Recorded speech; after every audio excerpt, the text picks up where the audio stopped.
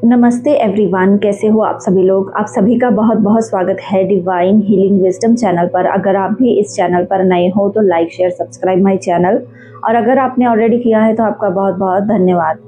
तो चलिए, आज मैं जिस टॉपिक पर बात करने वाली हूँ वो एक बहुत ही इम्पॉर्टेंट टॉपिक है कि कई लोगों का भी ये पूछना है कि हम लोग हमेशा 5D में कैसे रहें और 3D से 5D हम कैसे जा सकते हैं, या कैसे हम हमेशा 5D में ऑपरेट करें, क्योंकि हमें रहना तो 3D में है।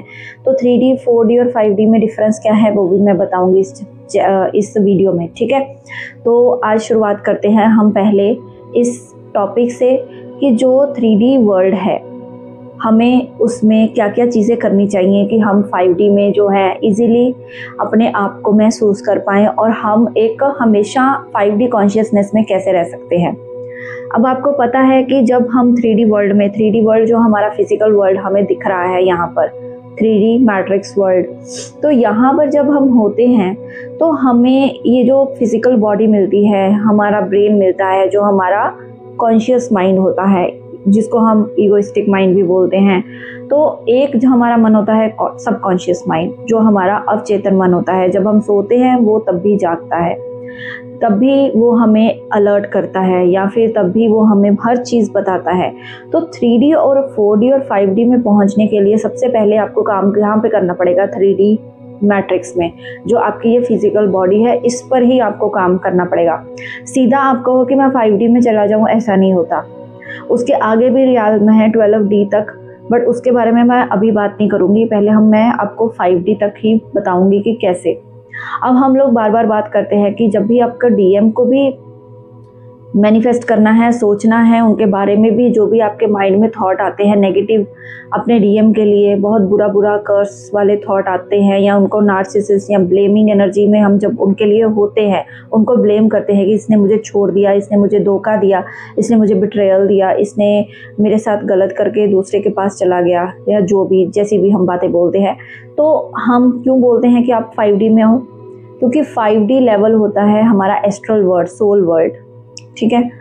3D बॉडी में जितनी भी प्रॉब्लम्स हमें आती हैं इस फिजिकल भौतिक शरीर के कारण ही आती हैं। अब अगर भौतिक शरीर में हमें ये सारी चीज़ें मिल ही रही हैं, हमें बिट्रेयल मिल रहा है, हमारे रिलेशनशिप आज तक कोई भी अच्छा नहीं चला, या फिर अभी तक हम ऐसा कोई रिलेशनशिप फाइंड ही नहीं कर पाए अपने लिए कि जो हमें इंटरनल सेटिस्फेक्शन दे सके, या सोलमेट जैसा लव जिसको हम बोलते हैं, ठीक है। तो हम लोग क्या करते हैं, हम लोग 3D में बार बार और ज़्यादा, एक रिलेशनशिप नहीं चला दूसरे में चले गए, दूसरा नहीं चला तीसरे में चले गए। ब्रेकअप आजकल ऐसे लोग करते हैं जैसे कि बिल्कुल सब्जी के हम मोल भाव नहीं करते कि ठीक है सब्जी की तरह रोज़ सब्जी चेंज करनी है, लाइक दिस ओनली। तो 3D वर्ल्ड में हमें ये सारी चीज़ें रोकने के लिए बोला जाता है। अगर आपको ट्विन जर्नी मिली है तो आपको इसमें 5D लेवल पर सोचना ही पड़ेगा, क्योंकि अगर आप 5D लेवल का नहीं सोचोगे, सबसे पहले तो आपको अपने को अलाइन करना है, अपने आप को 5D लेवल पे, एस्ट्रल लेवल पर सोचना है कि मैं एक सोल हूँ, ठीक है। 3D का DM चाहे जो भी करे, जो भी एक्शन ले, आपको उसके एक्शन से कोई भी पिंच नहीं होना चाहिए। जब तक आपको पिंच होता रहेगा वो आपको पिंचिंग, वो सिचुएशन आपकी बनी रहेगी, और सालों साल ये जर्नी में आप अटके रहोगे। अब जब हम बोलते हैं ना कि यात्रा अगर आपको ये करनी है, जर्नी कंप्लीट करनी है, जर्नी कंप्लीट करने का क्या मतलब है? जर्नी कंप्लीट करने का मतलब है कि आपको उन पेनफुल थिंकिंग से बाहर निकालना और एक लाइट की तरफ मोड़ना।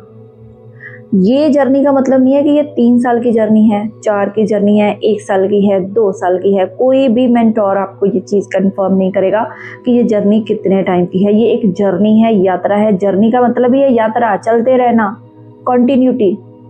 जहाँ जर्नी खत्म होगी that mean that is the destination. तो कई लोगों को लगता है कि मैम ये जर्नी खत्म होने का नाम ही नहीं ले रही, मैं तो छोड़ने वाली हूँ। तो आप क्या अपना शरीर छोड़ने वाले हो क्या? नहीं ना, यात्रा तो तब भी चलेगी। अब आपको सोचना है कि मैं पेन के साथ जीऊँ या मैं फिर खुशी खुशी जीऊँ, या मुझे अपने DM के लिए सारा टाइम रोते रहना है, या मुझे अपने आप को एक माइंड, बॉडी और स्पिरिट लेवल पर हील करना है।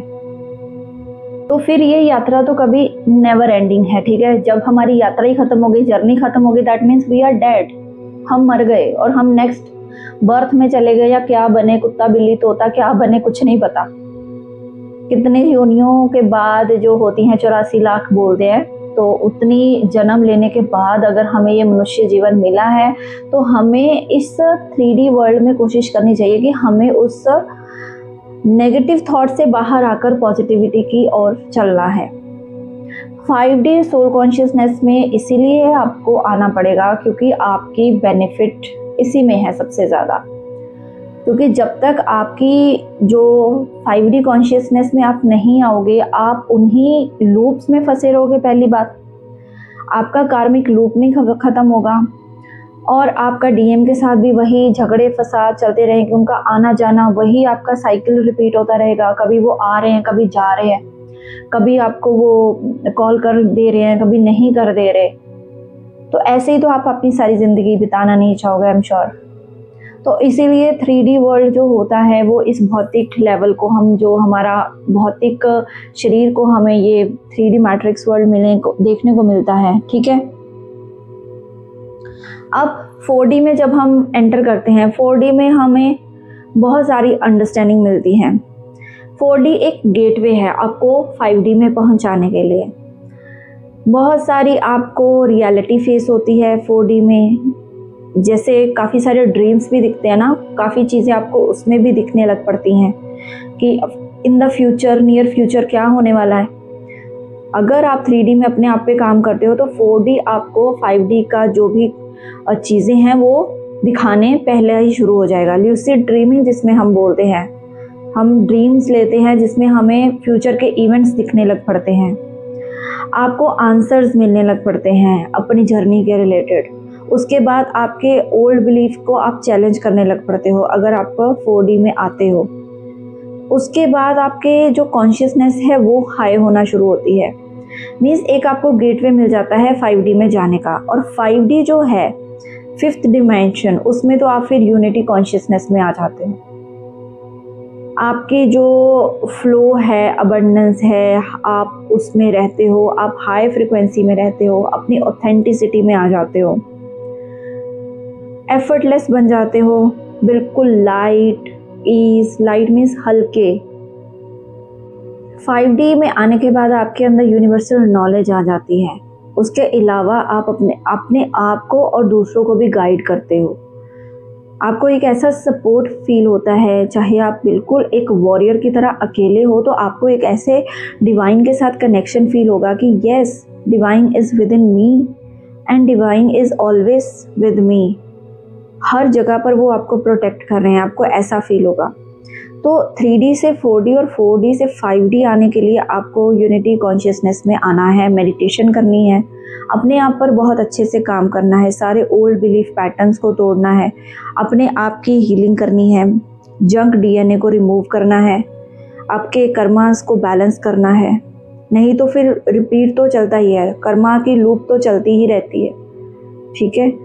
आपका ये सेक्रेट बर्थ आपको मिला है, आपकी ये जर्नी है, सेक्रेट जर्नी आपको मिली है, बहुत ही एक ट्रू स्पिरिचुअल जर्नी पे आप हो। तो आपको इस पे जो अपने ओल्ड बिलीफ सिस्टम्स को तोड़ के आपको न्यू रीबर्थ में आना पड़ता है। नहीं भी आओगे तो आप अगर ट्रू ट्विन फ्लेम हो तो डिवाइन आपको पुश करके ले ही आएंगे, ये तो मेरी गारंटी है, ठीक है। तो ये है आपको कैसे आपको 3D to 4D और 5D रहना है। बाकी जो आप सारी चीज़ें करते हो इनर वर्क में वो तो आप करोगे ही, तभी आप 3D से 5D लेवल में जंप करोगे। अब 3D से 5D आने के लिए आपको एकदम से ये भी नहीं करना कि मैं फटाफट से सारा इनर वर्क कर लूँ, या मैं इतनी देर से इनर वर्क कर रही हूँ मेरे साथ तो कुछ हुआ नहीं।